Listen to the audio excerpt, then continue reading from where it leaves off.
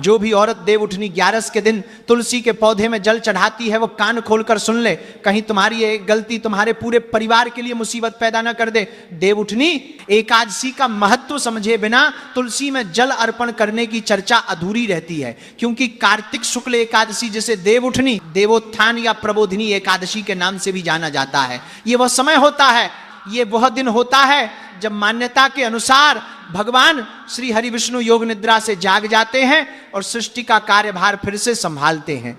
इस दिन के बाद से ही धर्म चक्र फिर से शुरू होता है, विवाह शुभारंभ होते हैं, व्रत उपवास की विधियां बनती हैं, तीर्थ स्नान शुरू होते हैं, दान पुण्य शुरू होता है और पुनः इस संसार का क्रम सही ढंग से चलने लगता है। इसीलिए इस दिन तुलसी विवाह, विवाह मुहूर्त का आरंभ और घर परिवार में मांगलिक कार्यक्रम की शुरुआत भी हो जाती है। ये उसी का पवित्र संकेत होता है। यानी इस देवउठनी एकादशी का बड़ा विशेष महत्व होता है। जब कोई भी औरत देवउठनी एकादशी पर तुलसी के पौधे में जल अर्पित करती है तो इसके अच्छे और बुरे परिणाम दोनों से मिल सकते हैं। जब आप इसके बुरे परिणामों के बारे में जानोगे तो आप भी रोंगटे खड़े हो जाएंगे, क्योंकि कुछ गलतियां अक्सर महिलाएं इस दिन करती हैं जिस वजह से पूरे साल गरीबी उनके पति के जीवन में बनी रहती है।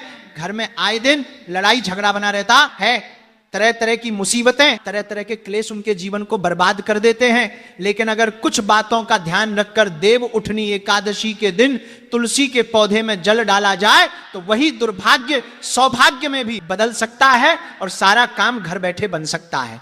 लोक मान्यताओं के अनुसार ये केवल कोई सामूहिक एकादशी नहीं है, ये बड़ी खास और सबसे बड़ी एकादशी है जो साल में एक बार आती है। इस दिन तुलसी के पौधे में जो औरत जल चढ़ाती है वो सिर्फ एक पौधे में जल नहीं चढ़ाती, बल्कि अपने घर के वातावरण, विचारों की धारा और भाग्य के मार्ग को भी सुधार लेती है।